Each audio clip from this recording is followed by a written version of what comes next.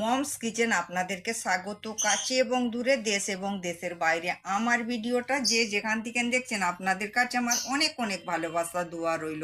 আশা করি আপনারা ভালো আছেন। আজ আমি আপনাদের সঙ্গে শেয়ার করব তেল মশলা কম দিয়ে সয়াবিন আলুর রেসিপি। খুব সহজভাবে আপনারা আমার সাথে থাকুন, দেখতে থাকুন। এখানে আছে বন্ধুরা আমার সোয়াবিনগুলোকে আমি গরম পানি করে ভিজিয়ে দেবো। আমি গ্যাসটা অন করে একটা কড়াই বসতে দিয়েছি। কড়াইটা গরম হয়ে গিয়েছে, তেল দিয়ে দিয়েছি।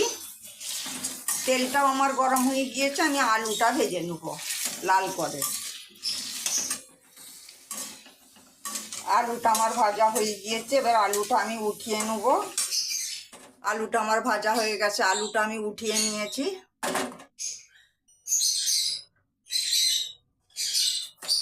ওই তেলের মধ্যে একটা তেজপাতা আর দুটো ইলাচি দিয়ে দিলাম ফোড়নে।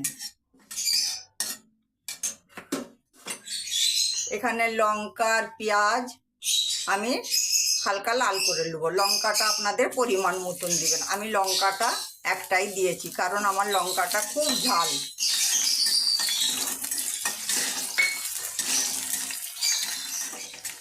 পেঁয়াজটা আমার হালকা লাল হয়ে গিয়েছে, আমি টমেটোর কুচিয়ে রেখেছিলাম, টমেটোটা দিয়ে দিলাম।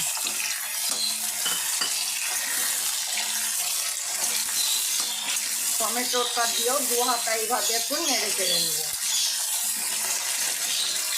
এখানে আমার আদা রসুনের পেস্ট আমি 2 চামচ দিয়ে দিলাম।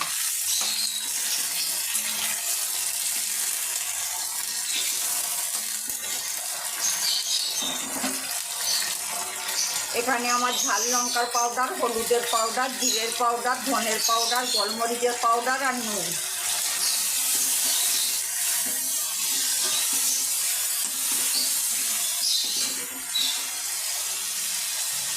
একটু পানি দিয়ে দিলাম।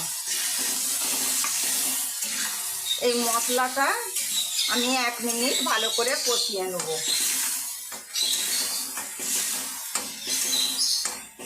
আজ আমি আপনাদের সঙ্গে শেয়ার করব সয়াবিন আলুর তরকারি। খুব সহজভাবে রেসিপিটা বানাবো।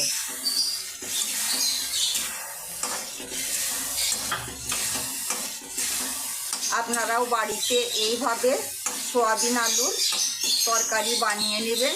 ছোট বড় সকলে দেখবেন খুশি করে খাবে। আর অনেকে তো সয়াবিন খায় না, যে খায় না সেও আপনার কাছে আবদার করবে সয়াবিন খাওয়ার জন্য। এটা বন্ধুরা ভাত, রুটি, পোলাও, পরাটা সব কিছু দিয়েই খেতে পারবেন।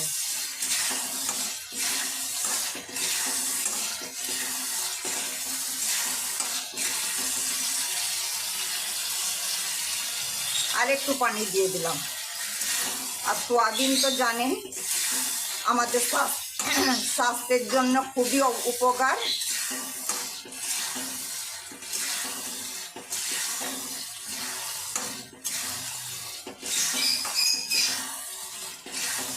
সয়াবিন রান্না করে খাবেন, সয়াবিন খেতেও খুব ভালো লাগে। হ্যাঁ, আর শরীরের জন্য খুবই উপকার।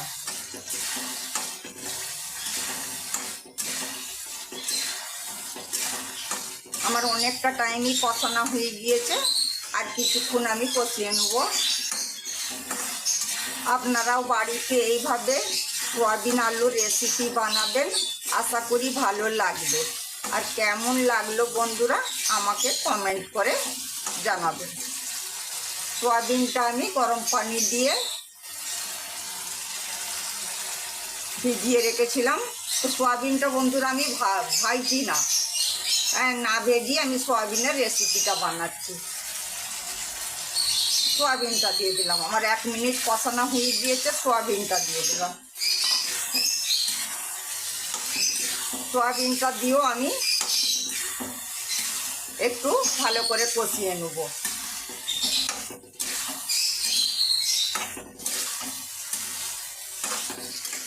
সয়াবিনটা দিয়ে আমার খুব ভালো করে কষানো হয়ে গিয়েছে। এখানে যে আমি আলুটা ভেজে রেখেছিলাম, আলুটা দিয়ে দিলাম।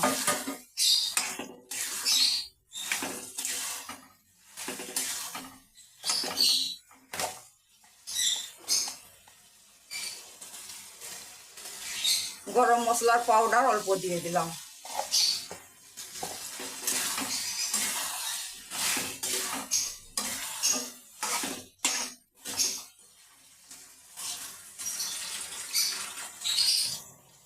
পানি দিয়ে দিলাম।